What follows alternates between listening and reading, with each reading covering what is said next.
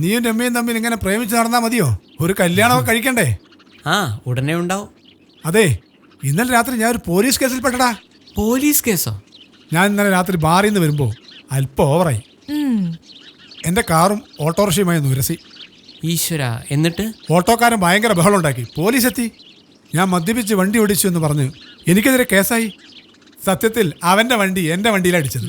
പക്ഷെ ഞാൻ അങ്ങ് പെട്ടു. ഈ മദ്യപാനം അവസാനിപ്പിക്കാൻ ഞാൻ സാറിനോട് എപ്പോഴും പറയാറുള്ളതല്ലേ.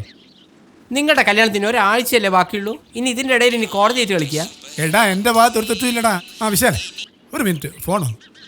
ഓ, ഇതൊരു ചാൻസ് ആണ്. നോക്ക് ചേട്ടാ, ഇതൊരു ഗോൾഡൻ ചാൻസാ. എന്റെ കയ്യിൽ വിഷമുണ്ട്. ഞാനിത് അങ്ങേരുടെ ചായയിൽ കലക്കട്ടെ. അയ്യോ രമ്യ, അങ്ങനെ ചെയ്യല്ലേ, പാപം കിട്ടും. ഇന്ന് അങ്ങേര് മരിച്ച യാതൊരു പ്രശ്നവും വരാനില്ല. കണ്ടോ, ഇന്നലെ രാത്രി വരെ മദ്യപിച്ചതിന് തെളിവുണ്ട്. പിന്നെ ഇങ്ങേർക്ക് ആകെ ഉള്ളതൊരു സഹോദരനാ. അയാൾ ഇപ്പൊ ദുബായിലാ.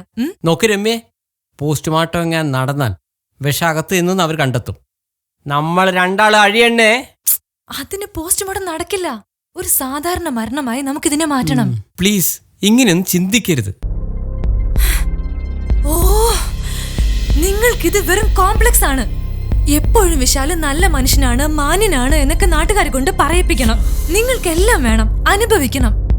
അതേസമയം മാന്യതയുടെ മുഖംമൂടി അണിയുകയും വേണം. U are A hypocrite.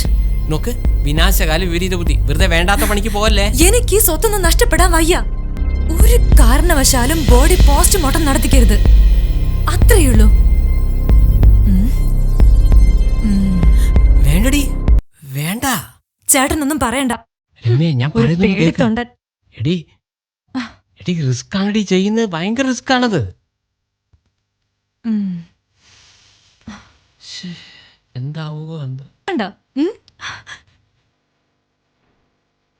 അങ്ങേരെ വരുന്നുണ്ട്. ഭഗവാനെ, വർക്കൗട്ട് ആവണേ. ഐ എം സോറി, എൻ്റെ അമേരിക്കൻ ഫ്രണ്ട് വിളിച്ചാ. പഴയ കാര്യങ്ങളോ പറഞ്ഞിട്ടേ സമയം പോയത് അറിഞ്ഞില്ല. അല്ല, നമ്മൾ എവിടെയാ പറഞ്ഞു നിർത്തിയത്? നിങ്ങൾക്ക് രണ്ടാക്കും ബോറടിച്ചോ?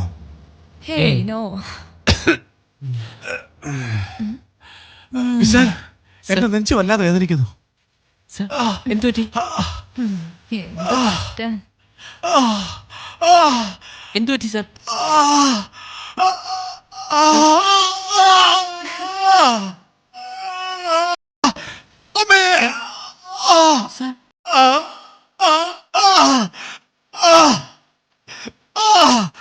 അയ്യോ, ദേ ആള് കാലിയായി. കാര്യം ഇത്രയുള്ളൂ. പാവായിപ്പോയി. നമ്മൾ ചെയ്ത വലിയ ക്രൂരതയാടി. ആ ചേട്ടാ, കഴിഞ്ഞത് കഴിഞ്ഞു. കക്കാൻ അറിഞ്ഞാൽ നിൽക്കാനും പഠിക്കണം. ഇനിയാണ് നമ്മൾ യഥാർത്ഥ ബുദ്ധിയും സ്മാർട്ട്നെസ്സും കാണിക്കേണ്ടത്.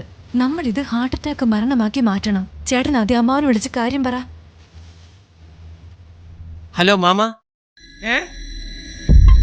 എന്ത്? രാജേന്ദ്രൻ മരിച്ചോ? ഈശ്വര, എന്തൊരു ചതിയായി പോയത്. നമ്മുടെ രാജേന്ദ്ര സാറ്. മോനെ, നോക്ക്. രാജേന്ദ്ര,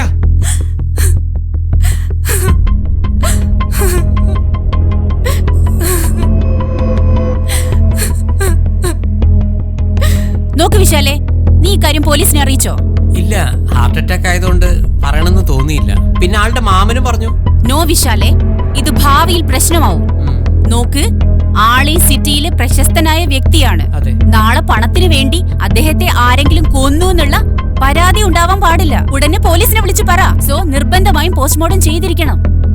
ഓക്കേ? ശരി. ഓക്കേ. ഈ രാജേന്ദ്രൻ എന്ന് പറയുമ്പോ മദ്യപിച്ച് വാഹനം ഓടിച്ച് സ്ഥിരമായിട്ട് പ്രശ്നം ഉണ്ടാക്കുന്ന ആളാണോ? സാറിന് ഈ മദ്യപാനം നിറഞ്ഞൊരു ദുശീലമേ ഉള്ളൂ. ആ ഓട്ടോ അടിച്ച കേസിൽ ഇന്നലെ അവനെ ഞാൻ ബാൻ ചെയ്ത് വിട്ടതാ. ആട്ടോ എങ്ങനെ മരിച്ചത്? ജയിലിൽ കിടക്കേണ്ടി വരുമോ? ഈശ്വര, ഇതിനു മുമ്പ് 2 തവണ ഹാർട്ട് അറ്റാക്ക് വന്നിരുന്നു. ഇനിയും മദ്യം കഴിച്ച അറ്റാക്ക് വരുന്ന ഡോക്ടർ പറഞ്ഞതാ. പക്ഷെ ആളത് കേട്ടില്ല. വീട്ടിലും നാട്ടിലും ആർക്കെങ്കിലും വല്ല പരാതി ഉണ്ടോ? ഇല്ല.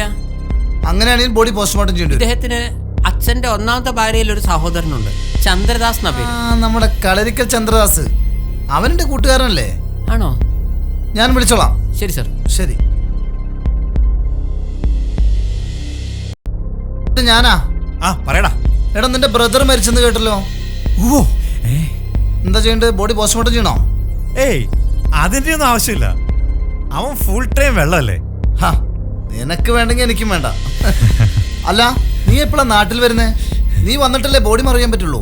എനിക്കിവിടെ ദുബായിൽ ഒരുപാട് പണിയുണ്ട്. ഒരാഴ്ചക്ക് ശേഷം ഞാൻ വരും. നിങ്ങൾ ആ ബോഡി മറവ് ചെയ്തോ? ശരി, നല്ല നീ നാട്ടിലെത്തി കഴിഞ്ഞ് എന്നെ വിളിക്ക് കേട്ടാ. ഓക്കെ ഓക്കെടാ.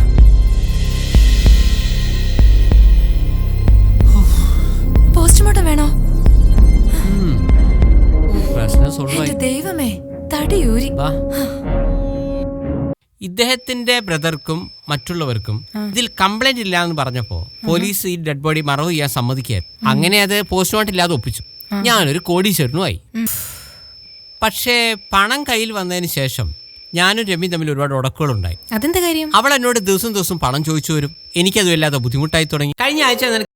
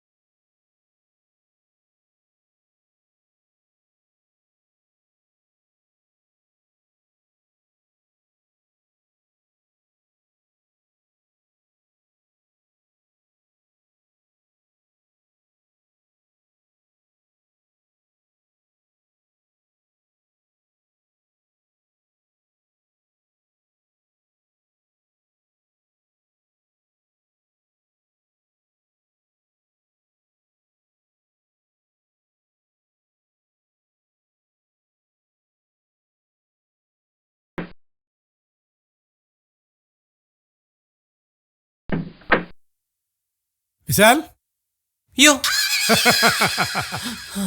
വണ്ടി എടുക്ക.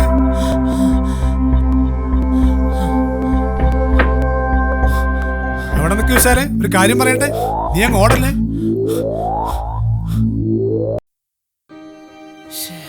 Hello, good morning. Vishal sir അല്ലേ? അതെ, ഇരിക്കൂ. ആരാ, എന്താ കാര്യം? സാർ, എന്റെ പേര് ഗ്രീഷ്മ. സാറിന്റെ ഫേമിലൊരു പിയുടെ ഒഴിവുണ്ടെന്ന് കേട്ടു. പിയുടെ ഒഴിവോ? എന്നെ അപ്പോയിന്റ് ചെയ്തൂടെ? ഞാനൊരു ഫ്രഷ് ഗ്രാജുവേറ്റ് ആണേ. ഏയ്, അങ്ങനെ ഒരു ഒഴിവൊന്നുമില്ലല്ലോ എൻ്റെ ഫേമിൽ.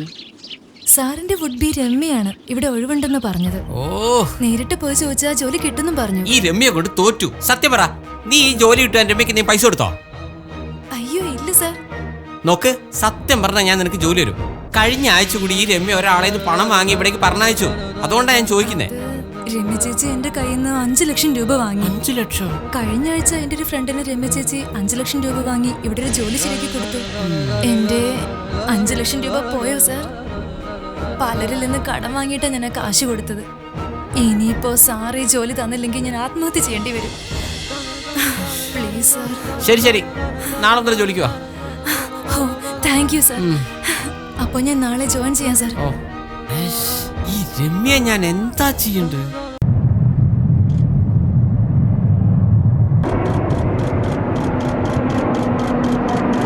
എന്ത്? എനിക്കെതിരെ ഇത്രയും വലിയ ചതി നടന്നത് മാമന്റെ അറിവോട് കൂടിയാണോ? അതിലെന്താ ചതിരിക്കണേ? പിന്നില്ലേ, രാജേന്ദ്രന്റെ സ്വത്ത് അവന് ഇഷ്ടമുള്ള ആളുകൾക്ക് എഴുതി കൊടുത്തു. ചെറുപ്പം മുതൽ തന്നെ നീ അവനെ സ്ഥിരമായി ബുദ്ധിമുട്ടിച്ചു, ഉപദ്രവിച്ചു. അതുകൊണ്ട് അവൻ നിന്നെ വെറുത്തു. അല്ലാതെന്താ? എന്തൊക്കെയായാലും ഇത്രയും കോടി രൂപയുടെ സ്വത്ത് ഒരു ബന്ധമില്ലാത്ത അവൻ എഴുതി കൊടുത്തത് ഒട്ടും ശരിയായില്ല മാമ. നിന്നെ പോലുള്ള രക്തബന്ധത്തിലുള്ള ആളുകളെക്കാൾ നല്ലത് രക്തബന്ധമില്ലാത്ത വിശാലാണെന്ന് അവന് തോന്നിക്കാണും. അല്ലാതെന്താ? എനിക്ക് അല്പം തിരക്കുണ്ടേ, ഞാൻ പോവുകയാണ്. എന്നാ ശരി, പിന്നെ കാണാം. ഒരു കോപ്പിലെ മാമൻ. ഞാൻ അവനെ കൊല്ലും. ഈയിടെ നിഷയൊന്ന് ചിരിച്ചു പോലും കാണുന്നില്ലോ. എന്തിനാ ഇങ്ങനെ മൂടോട്ടാവുന്നു? ഒരു ശപിക്കപ്പെട്ട ജന്മമാണ് എന്റേത്. എല്ലാ മോഹങ്ങളും സ്വപ്നങ്ങളും അടക്കി പിടിച്ച് ജീവിച്ചതാ. വെറുതെ കുറച്ച് സ്വപ്നങ്ങളൊക്കെ തന്ന് രാജേന്ദ്ര സാറ് പോയി. എന്റെ വിധി ഇങ്ങനെയായി. രാജേന്ദ്ര സാറിന്റെ മരണം ഏറ്റവും കൂടുതൽ ബാധിച്ചത് നിന്നെയാണ്. നോക്ക്, വീട്ടിലെ പ്രശ്നങ്ങൾ തീർക്കാൻ പണം ആവശ്യമുണ്ടെങ്കിൽ എന്നോട് ചോദിച്ചാൽ മതി. എത്ര വേണമെങ്കിൽ ഞാൻ തരാം. പണത്തിന്റെ ഒരുപാട് ആവശ്യം എനിക്കുണ്ട്. പക്ഷെ അർഹതപ്പെടാത്ത ഒരു പണം എനിക്ക് വേണ്ട. സാറിന് വിവാഹം കഴിച്ചിരുന്നെങ്കിൽ ആ സ്വത്തെല്ലാം നിന്റേതാവുമായിരുന്നില്ലേ? അതിന് വിവാഹം കഴിഞ്ഞില്ലല്ലോ. എനിക്ക് പണം വേണമെന്ന് ആഗ്രഹമേ ഉള്ളൂ, അത്യാഗ്രഹം ഇല്ല. വിശാലിനറിയോ, ഞാൻ കല്യാണത്തെക്കുറിച്ച് ചിന്തിക്കുമ്പോ ആളുടെ ജാതി, മതം, പ്രായം, സൗന്ദര്യം ഇതൊന്നും കണക്കാക്കാറില്ല. ഇനിയിപ്പോ എന്താ നിന്റെ പ്ലാൻ? മരിക്കുന്നവരെ ജീവിക്കണം, പക്ഷേ അത്ര തന്നെ. അങ്ങനെയൊന്നും ചിന്തിക്കരുത് നിഷേ. ഇനി എന്റെ ജീവിതത്തിൽ മറ്റൊരു കല്യാണം ഇല്ല. ഏയ് ഇത്രയും ഡിസപ്പോയിന്റ് ആവണ്ട. വാ ഒരു ചായ കുടിക്കാം. അമ്മേ അമ്മേ ഞാൻ പോവാണേ. എടാ അവിടെ നിക്ക്, ഒരു കാര്യം പറയട്ടെ. എന്താ കാര്യം? മാമന് കൊടുക്കാനുള്ള 4 ലക്ഷം രൂപ 8 ലക്ഷം രൂപയെ നമ്മൾ തിരിച്ചു കൊടുത്തല്ലോ. പക്ഷേ മാമന് അത് ഉൾക്കൊള്ളാൻ പറ്റുന്നില്ല. പ്രമിളയുടെ കല്യാണം ഭംഗിയായി നടന്നപ്പം കുടുംബക്കാർക്കെല്ലാം ഭയങ്കര സന്തോഷായി. ഒരു അത്യാവശ്യത്തിന് നമ്മളെ സഹായിച്ചവരെ മറക്കുന്നത് ശരിയല്ല.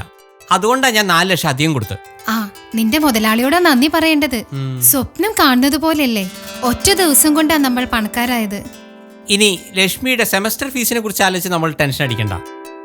ഞാൻ മൊത്തം സെമസ്റ്ററിന്റെ പണവും മുൻകൂറായി അടച്ചിട്ടുണ്ട്. ആ പിന്നെ അമ്മയുടെ ഓപ്പറേഷന്റെ ഡേറ്റ് കിട്ടിയിട്ടുണ്ട് കേട്ടോ. അടുത്ത മാസം 16-ാം തീയതി. ഈ കേരള സംസ്ഥാനത്തെ ഏറ്റവും നല്ല ഹോസ്പിറ്റലിൽ വെച്ചാണ് ഓപ്പറേഷൻ നടത്തുന്നത്. പോരെ? ഓ ആ എല്ലാം നന്നായി വരട്ടെ മോനെ. അല്ല അമ്മ എന്താ ഞാൻ പുതുതായി ഉണ്ടാക്കിയ വീട്ടിലേക്ക് താമസിക്കാൻ വരാത്തെ? നിന്റെ അച്ഛന്റെ ആത്മാവ് ഇരിക്കുന്ന ഈ വീട് വിട്ടുവരാൻ എനിക്ക് മനസ്സ് വരുന്നില്ല മോനെ.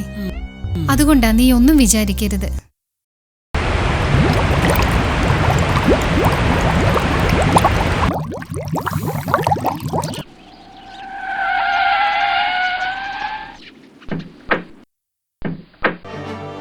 നീ എന്തിനാണ് നടുറോട്ടിൽ വണ്ടി നിർത്തിയേ? അതാടാ വിശാല്, എന്നെ ചതിച്ചാള്. വിശാലോ? ഞാനൊന്ന് കണ്ടിട്ട് വരാം.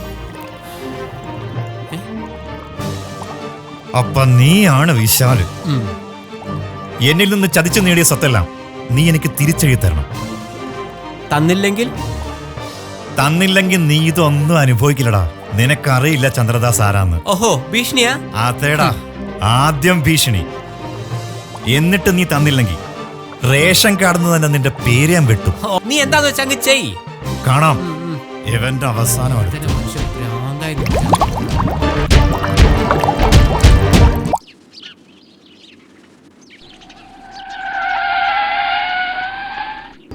Hi Vishal.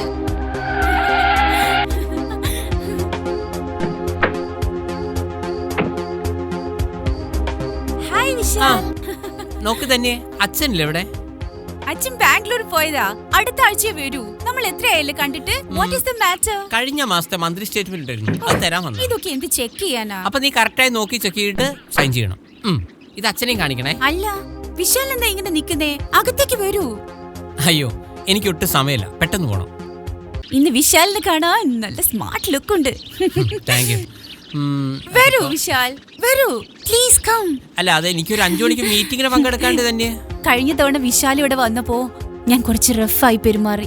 I M so sorry. അന്ന് ഞാൻ എന്തോ കാര്യത്തിന് അച്ഛനോട് തെറ്റി നിൽക്കുന്ന സമയമായിരുന്നു. ഒന്നും വിചാരിക്കരുത് കേട്ടോ. I am really sorry. ഓ ഞാനതൊക്കെ അന്നേ മറന്നു. Oh you are a very nice person. നീ ഒരു കാര്യം ചെയ്യും, ഈ ഫയലൊന്ന് അച്ഛനെ ഏൽപ്പിക്കും. അപ്പൊ ഇന്ന് മുതൽ നമ്മളൊരു പുതിയ ഫ്രണ്ട്ഷിപ്പ് തുടങ്ങുന്നു. ശരി okay. Okay all the best. കാണാം. Thank you. ഇയാളെ കല്യാണം കഴിച്ച മുഴുവൻ സ്ഥാപനങ്ങളും എന്റെ പേരിലാവും. പക്ഷേ വിശാലിന്റെ ക്യാരക്ടർ ഒരു പിടുത്തം കിട്ടുന്നില്ലല്ലോ. നോക്കാം.